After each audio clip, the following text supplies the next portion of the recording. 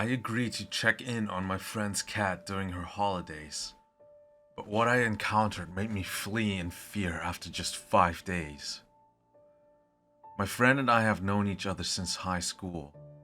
We ended up going to the same college. We moved to the same neighborhood and started working at the same place. It was all coincidental, but it allowed us to be close friends, even though we had nothing much in common. Life and coincidences. At one point, about 4 years ago, she changed jobs. First we had regular lunches, but then I also moved out of the neighborhood and went into a house in the suburbs. So without daily interactions at work, without living close to each other, we just drifted apart. For a few years we only talked on birthdays and major holidays, wishing each other well, updating each other on random life events, etc. This year, for my birthday, she wrote me and told me she's buying a house. Again, coincidentally, it was very close to where I had moved, about 10 minutes drive. She invited me to her new house party and then messaged me after thanking me for coming. A few days later, she messaged me again, and soon after, we started getting back in touch. As this was happening in mid-June, and with summer just around the corner, we didn't have time to see each other again before I went on holiday. But we were texting each other daily almost. She told me she got a new cat and sent me pictures. It was a gorgeous little rescue. She was black all over, except for her paws, which were white. It looked like she was wearing shoes, so my friend named her Boots. From the pictures and videos, Boots was loving, cuddly, and sweet. So when I came back from holiday, I didn't think twice before I agreed to stop by my friend's house every evening and look after the cat. While she went on a holiday for a week too. I even proposed to take her over at my place, but since I had a dog and my friend didn't know how Boots would react, we agreed that I'd just drop by every night for a few hours as my schedule allowed it. As her flight was departing before mine would have landed, we didn't manage to meet and she couldn't give me her house keys, so she gave me the code to her garage. I could very easily enter like that, and the job was simple enough. Check that the cat had sufficient dry food available, feed her a little satchel of wet food every evening, change her water, and clean her litter. I was also to spend an hour or so just cuddling or playing with her. Simple and adorable, right? Wrong. The first night went smoothly enough. I got there at around 8:30, around Boots' dinner time. She ate her wet food really well, and then we played for a little. "What's your favorite toy, Boots?" I asked her jokingly. She looked me in the eyes, ran into the bedroom, and came back with an orange plastic mouse. I was taken aback by the cat's ability to understand my question, but I assumed my friend was talking to her all the time, and the phrase favorite toy in relation to that specific mouse had come by a few times. The cat was associating. I replaced the water and the dry food, cleaned the litter box, and then lay down on her couch to read a little. Boots came over and started making biscuits on the blanket, which I used as a cover. I took some pictures and sent them to my friend, was pleased with my service. Boots, loving all the attention, ear scratches, and sweet talk, laid on my stomach and started purring, fast asleep. "Boots, what's this smell?" I said, trying to dissipate the odor with my hand. "What a farty butthole you have, miss. Very unbecoming for a lady," I argued. The cat meowed at me, as if to excuse herself or protest, and then got off the couch. "Oh, come on, Bootsy. I didn't mean it," I argued back. I put my book down and checked the time. It was well past 11 p.m. Pretty late, I thought. I packed my things, messaged my friend that I was on my way, made sure the garage door was closed properly, and off I went. The next night, things went just as smoothly, with a similar routine. Little food, little play, some chilling on the couch. Boots again came to lie down on my chest, and again, that god awful smell. "Hey, what is this?" I reacted, trying to grab the cat and bring her closer to my nose, to see where exactly it was coming from. I didn't know whether cats needed their anal glands checked like dogs did, but I was guessing this one might. But Boots, as elusive as any cat, ran away again, meowing at me from across the room. "Fine, miss. I have to go anyway," I responded. The third night is when things got weird. That terrible smell hit me as soon as I entered the house. "Ugh," I exclaimed, and quickly texted my friend to see whether it was okay to stop the wet food. It smelled strongly of sulfur, like when my French bulldog eats cheese. Something needed to be done. I'd argued in the text the poor cat's stomach needed some sort of managing. My friend asked me if the poop was okay in the litter box, and sure enough it was. She suggested I reduce the portion but not worry too much about it. Apparently Boots can get a little gassy when stressed. I just opened the windows to air the place a little, making sure that Boots didn't attempt to escape. Then I proceeded to do the regular stuff, change the water, top up her dry food, and then went to lounge on the couch. This time Boots didn't join me. Instead, she stood across the room from me and just stared. For the whole time I was there, she just stared, her piercing green eyes never blinking. I felt the need to end my evening short, so at 5 minutes after 10, I bid Boots adieu and left. The whole way home, I kept thinking of the eerie feeling of Boots and me sitting in the darkness, her staring me down, and me trying and failing to read. I wanted to check with my friend, but I didn't know how to put it in words. "Your cat is creepy and stinks" just sounded like a terrible thing to say to a pet owner. The next night, I got to the house. The place was completely dark, even though I always left the light in the staircase leading from the garage to upstairs, as well as the hallway light upstairs on. My first thought was that the fuse box tripped. When I flipped the light switch, it worked just fine. Strange, I thought, not minding it too much. I went upstairs and tended to the cat's business. I also opened the windows as the sulfur smell persisted. This time, Boots did not greet me at the door. Instead, she was on the opposite side of the house, at the bottom of the stairs that led to the attic. "Bootsy, dinner!" I called at her, but she just stared back. "Boots, come here!" I tried again, walking towards her. As I was approaching her, Boots made her way up towards the attic. I didn't feel the need to follow her. "Alright, you know where your food is. You'll find me on the couch," I yelled from the bottom of the stairs. The house also felt unnaturally cold. I went to check the thermostat, but surely enough, it dropped a few degrees. I texted my friend, who just told me not to worry about it. I shrugged and went to the bedroom to look for a thicker blanket or duvet for myself in her wardrobe. As I was snooping around, I heard something right above me. My heart stopped. It sounded like tiny footsteps. Then I remembered that it was probably in the attic. That's Boots walking around, maybe chasing a rat or two. I know cats are supposed to be fantastic at being quiet and light on their feet, but Boots was a bit on the heavy side, and well, cats these days just don't have the same instincts as before, I assume. After finding a proper duvet, I made myself a hot tea and cuddled with a book on the couch. About 20 minutes later, Boots came back down the stairs, moving around the couch. "Come on, silly goose. I'm sorry I called you a stinky poo," I said, looking at her. As if on command, she jumped, and I noticed something in her mouth. "What's that, Bootsy?" I asked her, trying to get closer to her. "What do you have there?" Now I know all you cat owners anticipated what's coming next, but I did not expect it. Boots came slowly closer, and as I stretched out my hand, she placed a dead rat in it. I couldn't tell what it was at first, but the instant the realization hit me, I yelped so loudly and shuddered so violently that I yeeted the rat all the way across the room. Lo and behold, the little shit wasn't dead, just stunned.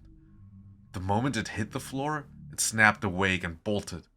Boots followed in its track, but this time, the rat was too fast, and the cat couldn't quite catch it. It seemed like there was a rat hole in the kitchen somewhere, and it managed to make its great escape. At least for now, I texted my friend the whole incident, suggesting that she might want to look for the hole and cover it up. Again, she replied telling me simply not to worry about it. Well, if she wasn't concerned, I sure wouldn't be. In the meantime, Boots proceeded to eat her wet food, and I went back to my book. After dinner, she came back to the couch and cuddled at my feet. The sulfur smell did not seem to leave her. 3 more days and Mommy's home, I told her, feeling bad for how stressful this must be for her to make her so gassy. She turned around and looked at me with her piercing green eyes.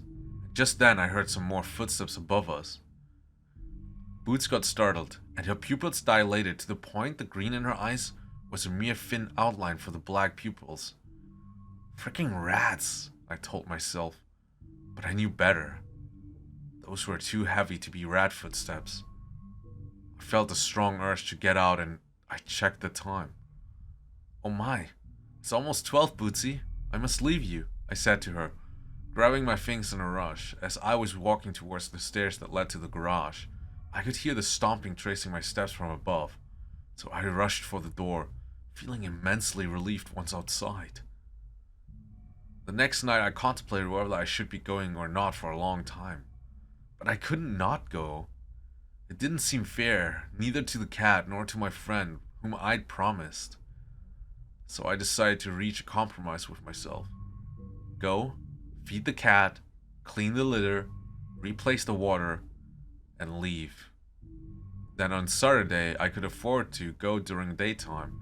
Maybe that would feel less eerie, and I could play with her for a longer time to make up for this day. So I did exactly that. Or attempted to, at least. I got there. Boots was waiting for me, like the first few nights. Hi, baby girl, I said as she rubbed herself against my legs and purred. I'm sorry, but this will be a short visit. This time, the footsteps started very early into my visit. Get in, feed cat, get out, I told myself. Stomp, stomp. I could hear above me as I was preparing Boots' dinner. My fingers were shaking, and I could feel my pulse increasing. Stomp. Stomp. Here you go, I said, placing the food bowl down and trying my hardest to ignore whatever was going on in the attic. I went to the bathroom to clean the litter and the footsteps followed above me. Stomp. Stomp. I went back to the kitchen to check if Boots had finished her food and to replace her water, but this time the footprints didn't follow. Instead, they seemed to be going in the opposite direction, towards the stairs. This couldn't be good. My brain was trying to get me to move towards the stairs that led to the garage, but my gut feeling was telling me to look for salt. Stomp. Stomp. I could hear it still, further in the distance. I started opening cupboards and searching frantically for anything. Plain salt, salt, and pepper shaker. Bag of salt. Anything. I found a Himalayan salt grinder and started grinding it on the counter. God, I hoped it would be enough. The stomping stopped. I too stopped grinding and held my breath so that I wouldn't disturb the stillness and soundlessness that fell upon the house. Creak. Creak. I shuddered. The steps were coming down the stairs. I had no doubt about it. I dragged whatever salt I could grind in my palm and made a run for the stairs, keeping my eyes closed at all times. As I reached the door and fumbled to find the doorknob in between squints, I noticed that the lights started flickering vigorously. The footsteps were now making their way down the hallway behind me. I started praying and throwing salt over my shoulder.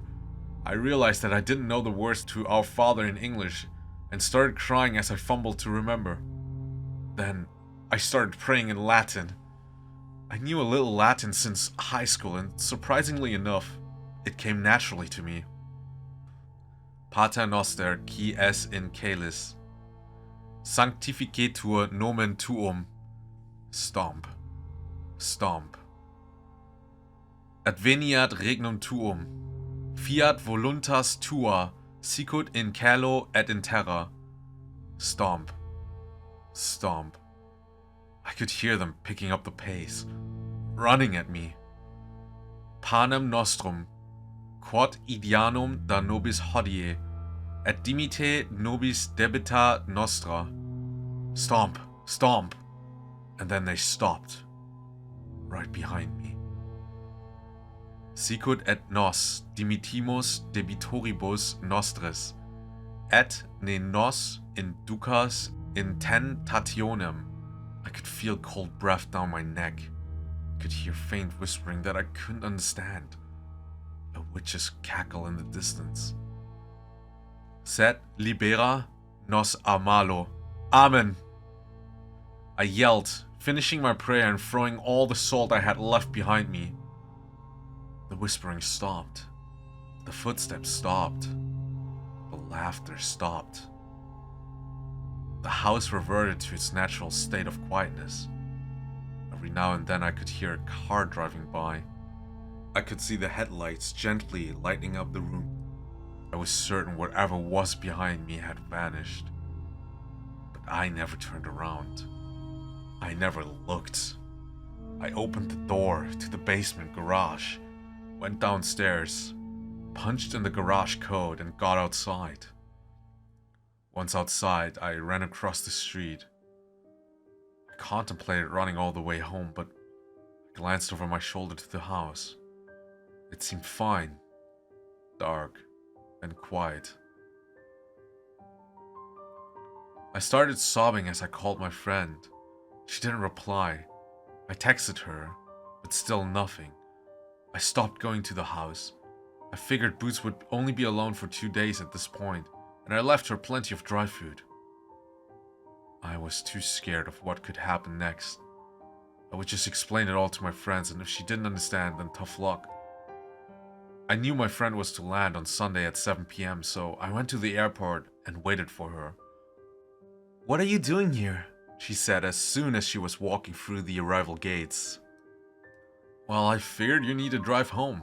Plus, I need to tell you something," I said, relaying the whole story and showing her the photos I'd taken, even the ones I'd sent her before. She listened quietly, and when I was done, she stopped dead in her tracks, looked me in the eyes, and grabbed my hands.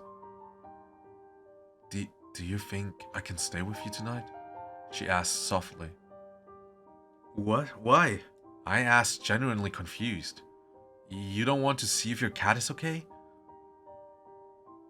"Andy, these pictures are undeniably from my house, but I don't have a cat," she said, showing me her phone. Our last conversation on her phone was her thanking me for coming to the party months ago. Why I stay away from haunted houses. I still remember how the screen door slammed that October evening. My foster father's voice, however, was even louder as he shouted after me. "Just where the hell do you think you boys are going?" I gestured over my shoulder at my friend Brett's car, idling at the end of the gravel driveway. I was going to a haunted house with some friends from school. I explained over the rumble of the motor. "Over my dead body," Frank yelled. "Get back up here!" I couldn't understand what I'd done to make Frank Little so angry. He and my foster mum, Pam, were a little rough around the edges. But they weren't the exploiters or religious nutjobs that I feared when I was first put into foster care. They've been nothing but kind to me so far, although the look on my foster father's face suggested that was all about to change. I wasn't scared of Frank Little, but I was afraid of what might happen if my new family rejected me.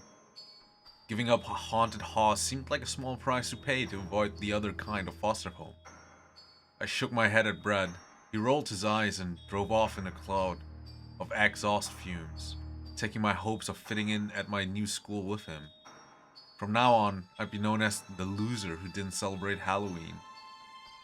I dragged my feet on the way back to the porch, but all my irritation disappeared when I saw my foster father up close. He'd fallen, rather than sat, on the rocking chair beside the door. He was watching me with the shell-shocked pale expression of a man who just narrowly avoided some gruesome accident. "You ever been to those things before?" he asked, A haunted house, I mean. I shook my head. That was part of the reason why I was so eager to go. They got all kinds now. Ones with mechanical monsters, ones where people in masks can jump out and grab you. And some of them you gotta sign a waiver, saying they're not responsible for whatever they do to you. You're really sure you want to go to a place like that? I hadn't thought about it, but I doubted that the local spooky attractions in the small town where the Littles lived was known for over-the-top horror. In fact, the bright orange flyer I'd found had said that the place was kid-friendly. Frank rambled on. Of course, most places just put out those warnings for show. If they ever really did hurt anybody, they'd be out of business overnight, provided that they were ever really in business to begin with. I mean, you never really know for sure who those masked figures are, do you? The ones who've given you permission to come out of the dark, touch you, maybe even drag you off someplace. Sure, it might just be an underpaid actor in a plastic costume. But can you really be sure? I'd heard rumors like that before. Campfire stories about serial killers in costumes who snuck into the Halloween attractions to hunt their victims. I never paid them much attention, but the look on Frank's face made me reconsider. I'm not just talking about a couple of psychopaths there. What I want you to think about is this. Why do haunted houses exist? I shrugged. I didn't know where this bizarre conversation was going, and at this point, I wasn't sure I wanted to find out. Frank wasn't done.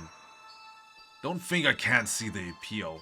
Of course, getting scared is sort of fun. If afterwards you walk back out into the sane, ordinary world you left behind. But what if you don't?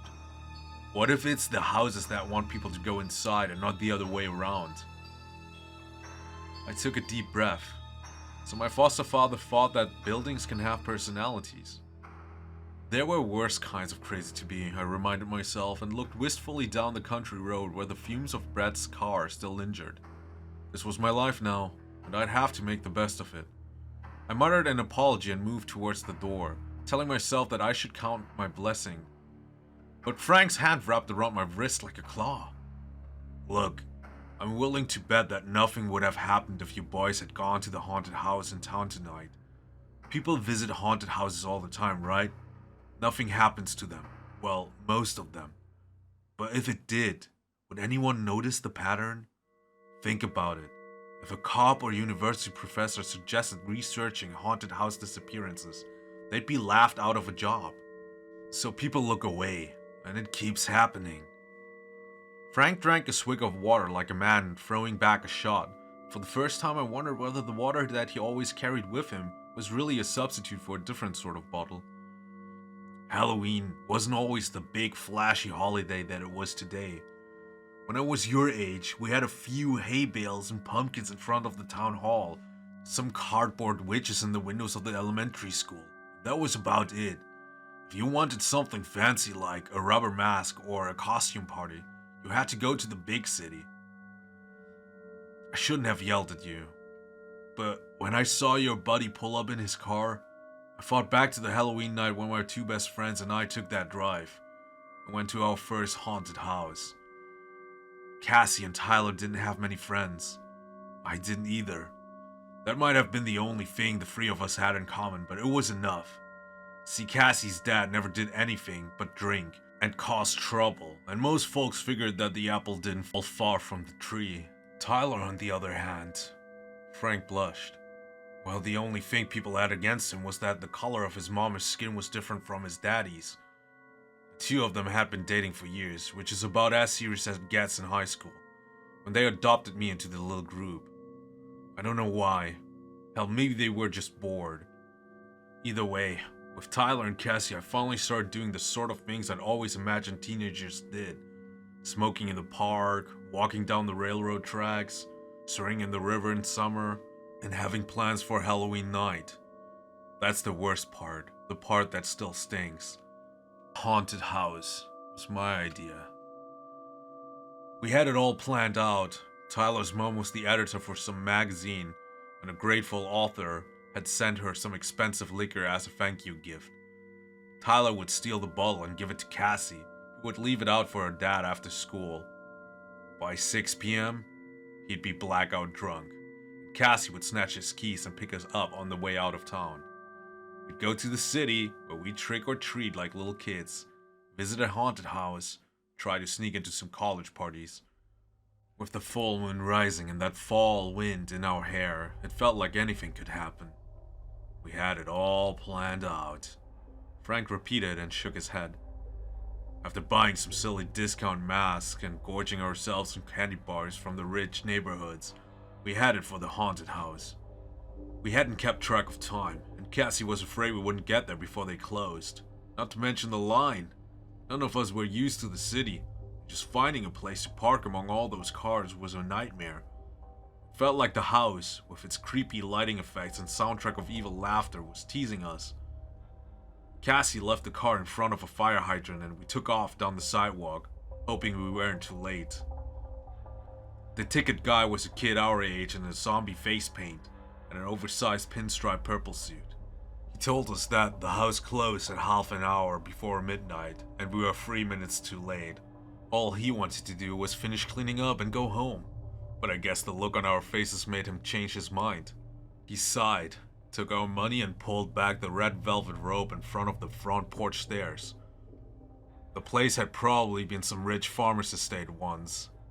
Now it was gray, gaunt, and rickety. There was something hungry about the way it loomed over us as we walked inside. The double doors creaked open automatically. Nice touch, I thought. We stepped into a hallway lit only by creepy blue bulbs. Tyler made a joke about what shows up in the backlight. We all jumped a little and laughed when the door slammed shut behind us. It must have been a pretty fancy house in its days. The hallway Tyler, Cassie, and I walked down was bare except for plastic skeletons and fake cobwebs. It had a sad, barren look to it, like whoever had set up the haunted house didn't have the budget to decorate it the way that it deserved. Halloween-themed songs played from a speaker somewhere, and candles flickered in a couple of jack-o'-lanterns, but that was about it. The three of us were pretty disappointed. We had expected movie-quality effects, not cheap junk that we could have bought at the dollar store back in town. We'd almost reached the staircase at the far end of the hallway when a laughing woman with a rope around her neck fell from the ceiling. The rope brought her to a halt just above our heads, and we all screamed. Up close, it was clear that we were just looking at a mannequin dressed up like a witch. That wasn't what startled me. See, I would have sworn that what I saw was Cassie, eyeless and bone-thin, like she'd been falling so long she'd starved to death. Tyler gave the mannequin a shove and chuckled as it swung on its rope. Cassie shushed him. It didn't seem right, disturbing the silence like that. The echoes were all distorted, like the hallway was somehow bigger than it looked. I put my foot on the first step of the staircase. Everything went black. Suddenly I was falling, not down these steps, but different ones. Stairs so steep I could feel the wind around me as I tumbled through the dark. When I looked up, Cassie had caught me. There were no twisted stairs here, just the dim lobby of a cheap haunted house. I told the other two that I'd race them to the second floor. We were panting by the time we got to the top, even though it couldn't have been that long. The theme up there was classic monsters, a mummy that popped out of a broom closet, rubber bats bouncing from the ceiling, a mechanical zombie that sat up from its coffin as we passed by. Nothing scary enough to make us even look twice. Nothing like what had happened to me on those stairs. An arrow painted in fake blood directed us to a door on the left. Tyler yanked the door open impatiently. We were bored already, eager to be done with this and worried about the car. What we saw behind that door stopped us in our tracks. It was just an ordinary living room. No decorations, no cheesy themes, just a gramophone, some armchairs, a ticking wall clock in the shape of a cat with big eyes that swung from side to side. It was a near-perfect replica of how people must have lived almost a century ago, except that it looked brand new. There was even a cigar burning in an ashtray, and a half-finished glass of brandy. Like whoever was living here would be back any minute. It felt obscene, like we were invading somebody's privacy and trespassing somewhere we shouldn't. I was about to suggest that we turn back when the door slammed and locked behind us. I knew we had to cross that eerie room to leave it, but even so, it was hard to take that first step.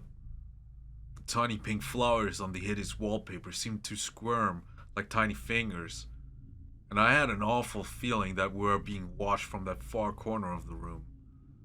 Suddenly, the gramophone started playing by itself, but the noise coming out of it wasn't music. It was us. Tyler and Cassie and I, screaming, arguing, shouting in terror about bruises and grabbing hands. We'd never spoken those words in our lives. The three of us looked at each other and all had the same thought. Get out of here as quickly as possible. The gramophone kept getting louder and louder. I thought my ears would bleed before we got to the door on the other side of the room. Once we were through, the noise stopped completely, and all the lights went out. We closed the door behind us and leaned against it, too scared to talk. Tyler started to say something about how maybe it was all part of the act, but the words died in his throat, especially after he looked around at where we were. It was a dim, dirty kitchen. If the room we'd have left had been something out of the last century, this one was all 1970s. Dark wood cupboards, pea green walls, puke yellow linoleum. The only thing the two had in common was the inescapable lingering feeling that we weren't supposed to be there. Like something was leading us into its trap, hunting us. Once, when I was a kid, the basketball I was playing with rolled under a neighbor's porch. I crawled in after it without thinking, and as I was feeling around in the dark, something growled behind me. I never found out what it was, a stray dog, a mountain lion, or maybe even just a rabid raccoon. But I never felt that kind of fear again until I stepped into that nasty little kitchen. Like I'd gotten myself trapped in a cramped place with something hungry and horrible.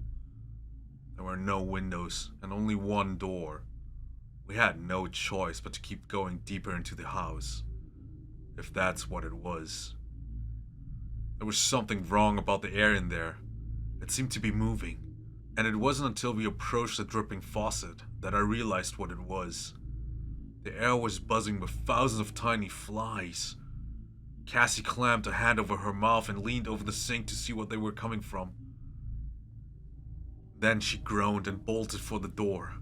Tyler followed her, slipping in a puddle of something rust-colored and sticky that was coming from the fridge, and I followed. Our footsteps had woken the place up somehow. There was a bang from inside the cabinets, then another, so hard that they shook, and I realized that I absolutely could not handle seeing whatever was about to come out of there. We shoved each other through the door just in time, and felt the slam, and something crashed into it behind us. More came, hard enough to rattle the door on its hinges, but it held. We were in what looked like a children's nursery. Bright, white smiling zoo animals painted to the walls, small bed topped with plain white sheets, a nightlight in the shape of a grinning plastic moon.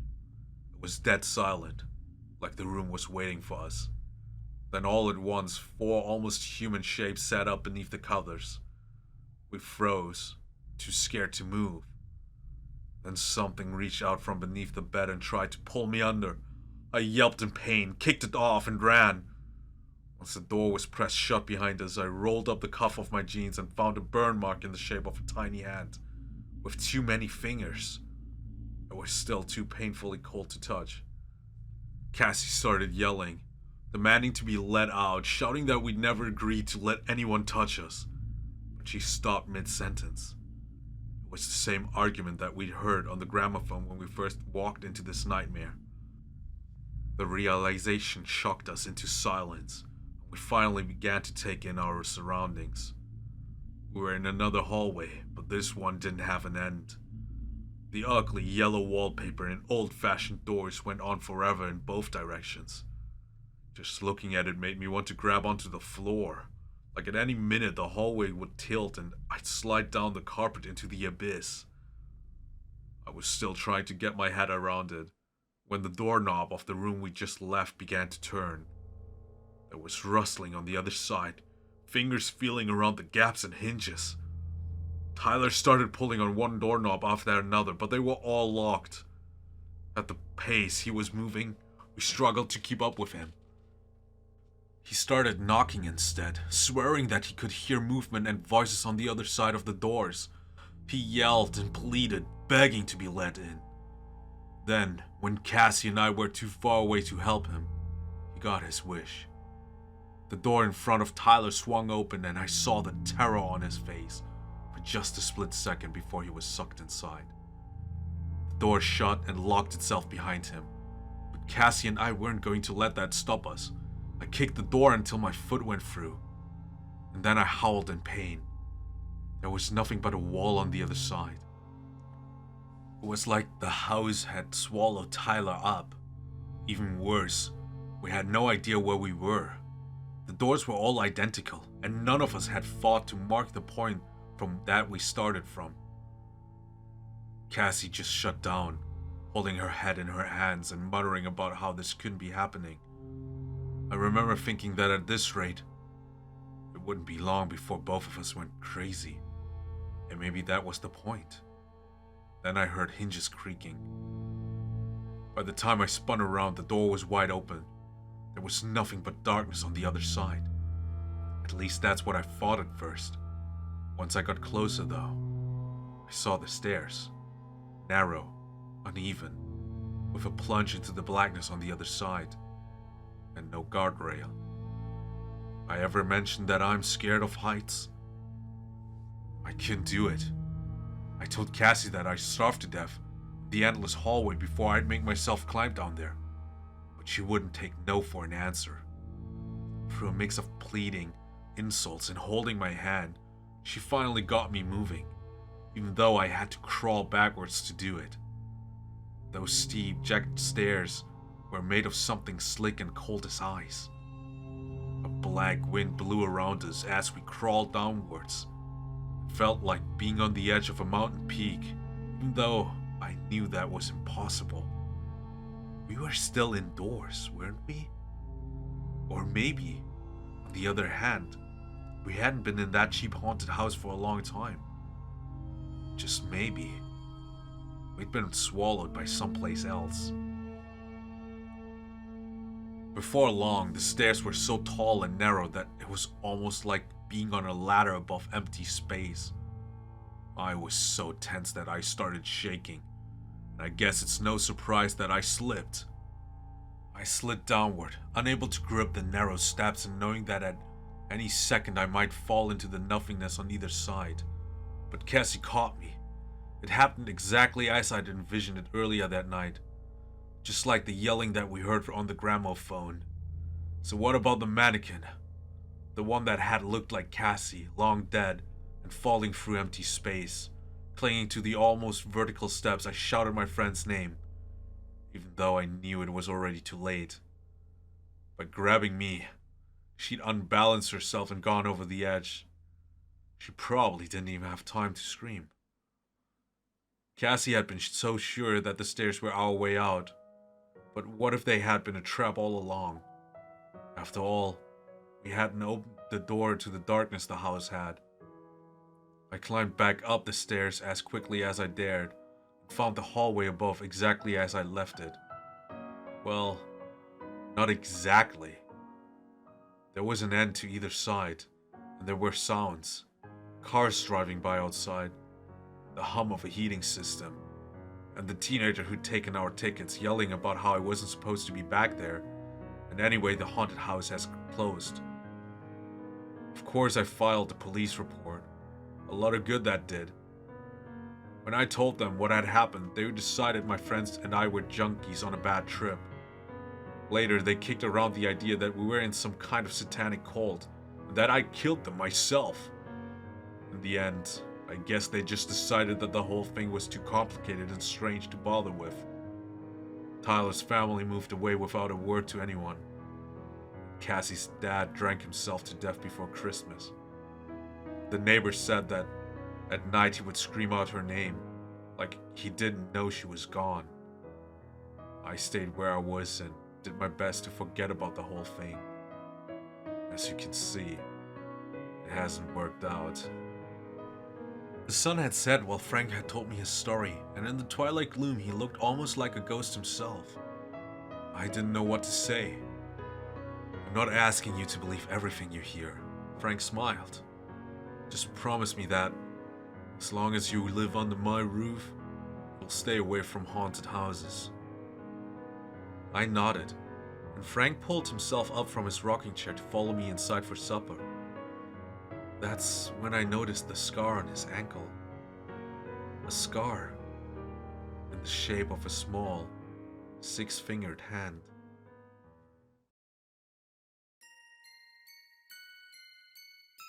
I recently was on Indeed looking for a new job.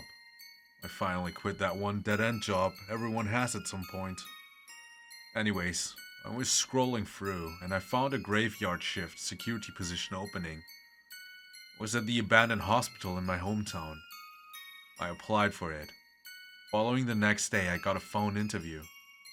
My first shift was the next night from 10 p.m. to 7 a.m. I left at about 9 p.m. the next night. As I pulled up to the hospital, I saw a person next to the hospital entrance waving at me. I got out and shook his hand. It turned out to be my new boss, Matt.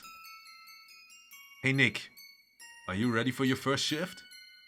Yeah, I think I am. I'm kind of nervous actually.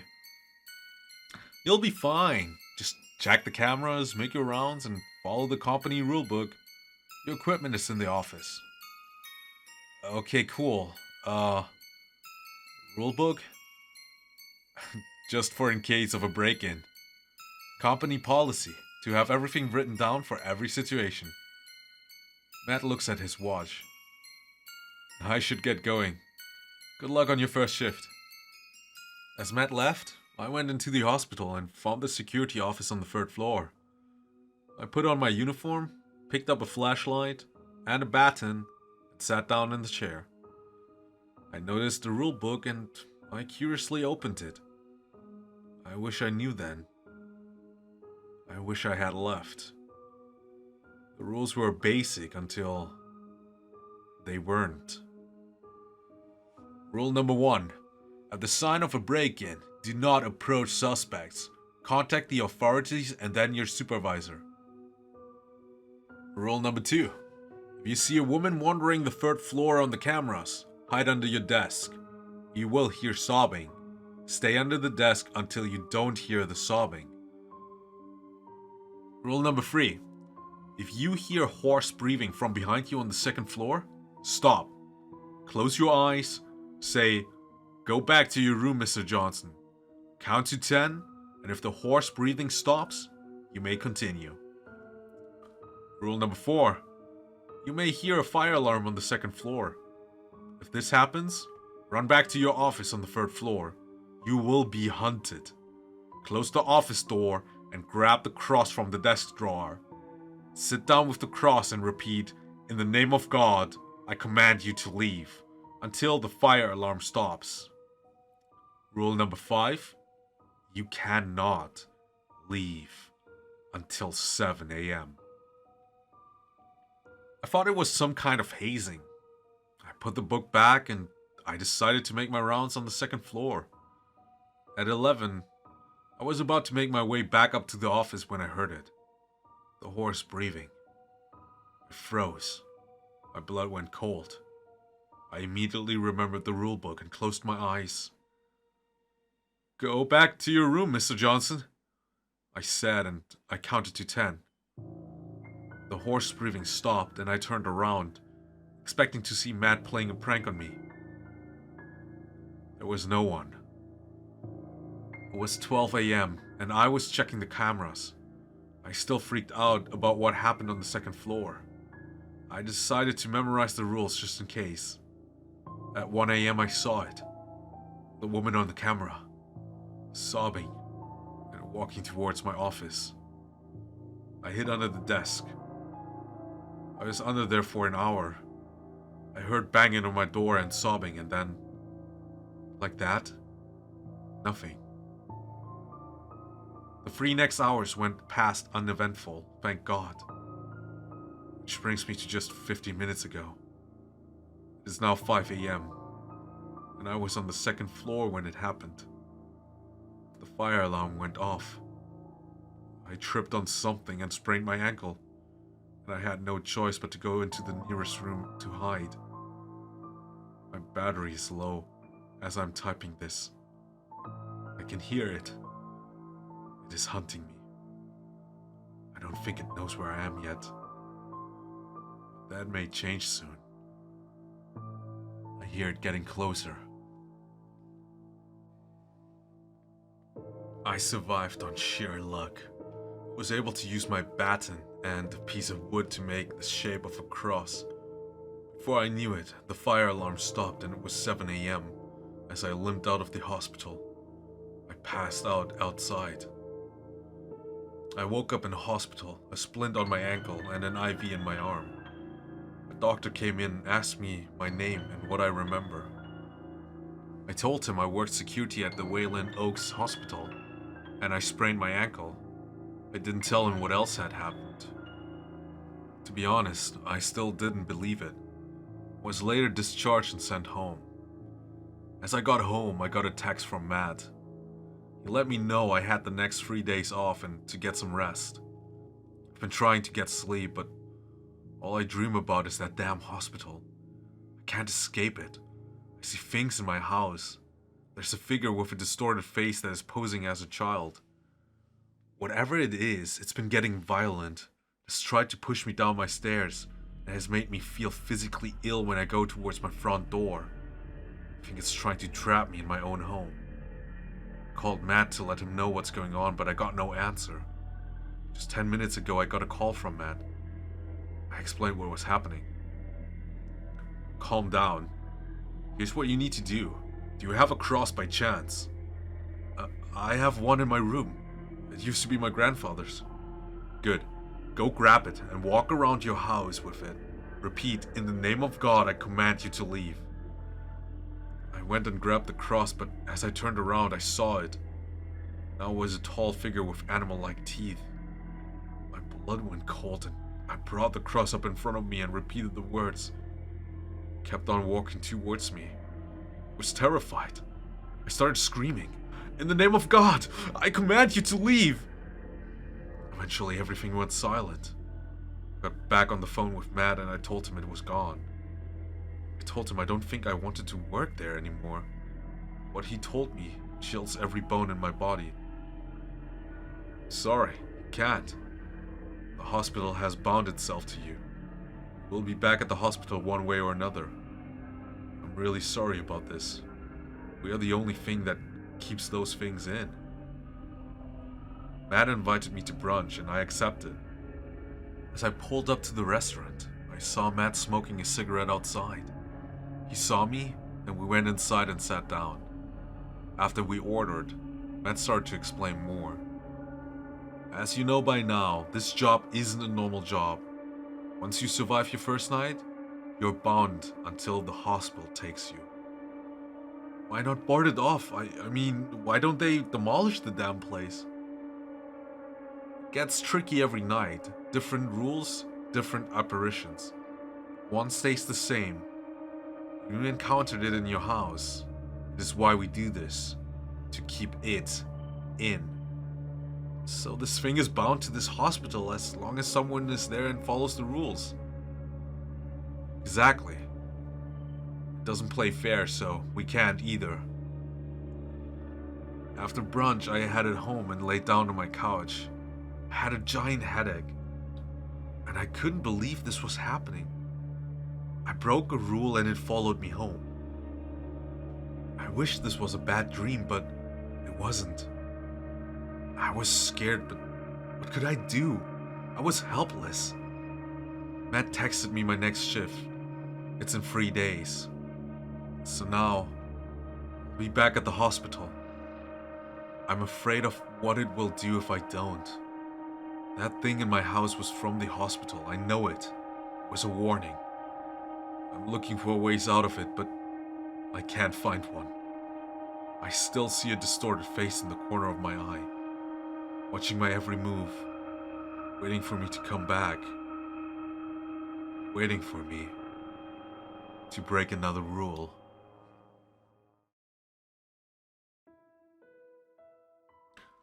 Thank you guys so much for watching this video. I know I don't upload that often and my upload schedule is all over the place, but it still means a lot to me that there's still people watching other horror narrations that I have made, and every now and then I get a like or a subscription, and it really makes me want to go back into making these more regularly. I tried a new recording style for myself. You'll probably not really notice anything from that. I know that there's still a lot of problems. Sometimes my voice doesn't get recorded properly. Sometimes I trip over some words. English is not my first language, but I still give these all my best, and I try my best to make these stories worth listening to. So all that's left for me to say is, if you liked the video, click the like button. If you want to stay up to date, click on the subscription button, and have a happy Halloween, everyone. Let's get scared together again.